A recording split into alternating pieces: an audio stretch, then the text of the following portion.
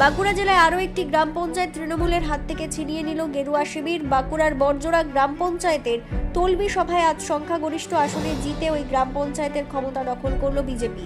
দীর্ঘ 50 বছর পর বাঁকুড়া শিল্পাঞ্চলের অন্যতম গুরুত্বপূর্ণ ওই গ্রাম পঞ্চায়েতের মাথায় গেরুয়া পতাকা ওড়ায় স্বাভাবিক খুশি বিজেপি নেতৃত্ব। বাঁকুড়া জেলার অন্যতম বড় শিল্প তালুক বড়জোড়ায় অবস্থিত হওয়ায় গুরুত্বের দিক থেকে বড়জোড়ার গ্রাম পঞ্চায়েত অনেক এগিয়ে। 30 আসন বিশিষ্ট এই গ্রাম পঞ্চায়েতে গত পঞ্চায়েত নির্বাচনে তৃণমূল 16টি আসনে, বিজেপি 11টি আসনে ও 3টি আসনে জয় পায় নির্দল। সংখ্যাগরিষ্ঠতার স্বাভাবিক নিয়মেই এই পঞ্চায়েত বোর্ড গঠন করে তৃণমূল। রাজ্যে পালাবদলের পর থেকে এই গ্রাম পঞ্চায়েত দখল অন্যতম লক্ষ্য হয়ে ওঠে গেরুয়া শিবিরের কাছে। সম্প্রতি ওই পঞ্চায়েত প্রধান ও উপপ্রধানের বিরুদ্ধে অনাস্থা প্রস্তাব আনে বিজেপি। সেই প্রস্তাবের পরিপ্রেক্ষিতে আজ ওই গ্রাম পঞ্চায়েতে তলবি সভা ডাকে বড়জোড়া ব্লক প্রশাসন। তলবি সভায় বিজেপির 11 জন পঞ্চায়েত সদস্য ছাড়াও একজন নির্দল পঞ্চায়েত সদস্য ও 5 জন বিক্ষুব্ধ তৃণমূল সদস্য অনাস্থার পক্ষে ভোট দেন। সংখ্যাগরিষ্ঠ আসনে অনাস্থা পাশ হওয়ায় আপাতত তৃণমূলের হাতছাড়া হলো এই গ্রাম পঞ্চায়েত। 30টা সিট ছিল, আমাদের ভারতীয় জনতা পার্টির 11টা ছিল,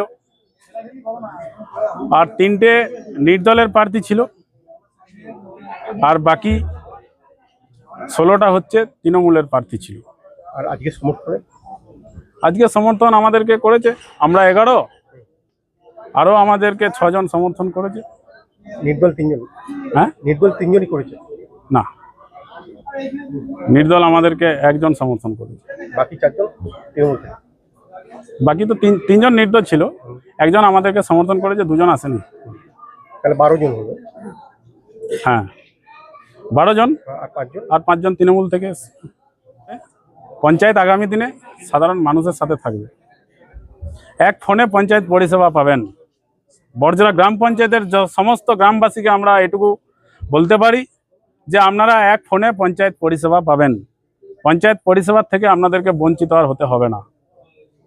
50 বছর পর এই পঞ্চায়েত বিজেপির দখলে আসছে।